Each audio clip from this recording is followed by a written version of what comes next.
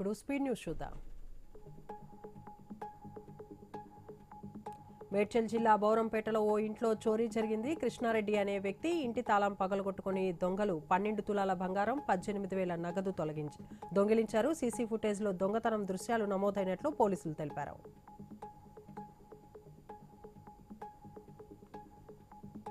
బలిజలకు వ్యతిరేకంగా ప్రభుత్వం జారీ చేసిన జీవో నెంబర్ 5ను రద్దు చేయాలని నంద్యాల జిల్లా బలిజ సంఘం నాయకులు డిమాండ్ చేశారు. ఈ జీవో వల్ల బలిజలు అన్ని విధాలా నష్టపోతారని, ప్రభుత్వ విధానాలు కులాల మధ్య చిచ్చు పెట్టే విధంగా ఉన్నాయని ఆగ్రహం వ్యక్తం చేశారు.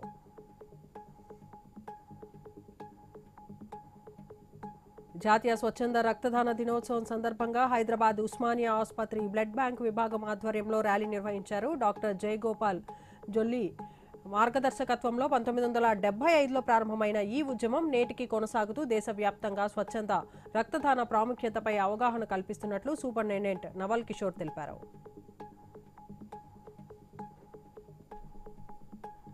ఖమ్మం భద్రాద్రి జిల్లాలో ఎక్కడా జరగని రీతిలో ఇల్లందులో దసరా ఉత్సవాలు అత్యంత వైభవంగా జరుగుతున్నాయని ఇల్లందు డీఎస్పీ చంద్రభాను తెలిపారు.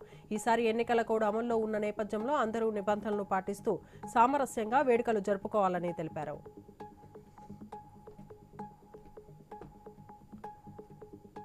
రైతు బాగుంటేనే రాష్ట్రం, దేశం బాగుంటాయని, రైతుకు బాసటగా నిలిచేందుకు జీఎస్టీ స్లాబ్లను మదింపు చేయటం జరిగిందని కలెక్టర్ నాగరాణి తెలిపారు. తాడేపల్లిగూడెంలో సూపర్ జీఎస్టీ, సూపర్ సేవింగ్స్ ప్రచారం కార్యక్రమంలో భాగంగా వ్యవసాయ పనిముట్ల ప్రదర్శనలను ఎమ్మెల్యే బోలిశెట్టి శ్రీనివాస్తో కలిసి ప్రారంభించారు. సుమారు 9 నెలలుగా పరారీలో ఉన్న అత్యాచార నిందితుడిని అరెస్ట్ చేసి కోర్టులో హాజరుపరిచినట్లు రాజోలు సీఐ టీవీ నరేష్ కుమార్ తెలిపారు. జనవరిలో పల్లిపాలెంకు చెందిన 32 ఏళ్ల మహిళపై అత్యాచారం చేసి తప్పించుకొని తిరుగుతున్న కొప్పాడి జగదీష్ను అరెస్ట్ చేసినట్లు తెలిపారు. నంద్యాల జిల్లా శ్రీశైలం శ్రీ బ్రహ్మరాంబ సమేత మల్లికార్జున స్వామి అమ్మవార్లకు రాష్ట్ర ప్రభుత్వం తరపున మంత్రి ఆనం నారాయణ రెడ్డి పట్టు వస్త్రాలను సమర్పించారు. ఆలయ మర్యాదతో మంత్రికి స్వాగతం పలికారు ఈవో శ్రీనివాసరావు, అర్చకులు.